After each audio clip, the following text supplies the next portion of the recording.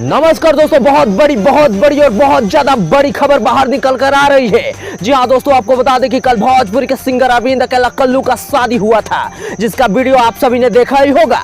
लेकिन आपको बता दें कि पवन सिंह को छोड़ सुपरस्टार अरविंद अकेला कल्लू ने खेसारी लाल यादव को वीडियो कॉल करके अपनी शादी के बारे में बताई थी। 26 तारीख को शादी मुबारक हो आपको।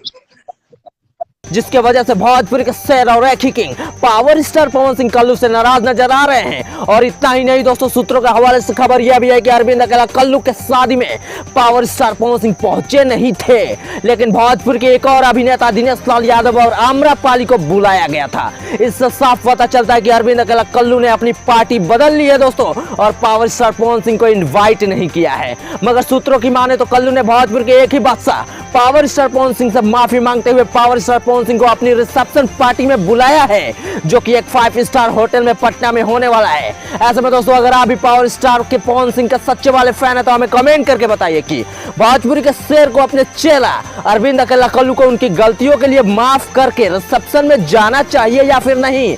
कमेंट करके जो बताइए। अरे मेरे भाई सब जिंदाबाद, असली शेर तो आप लोग हैं।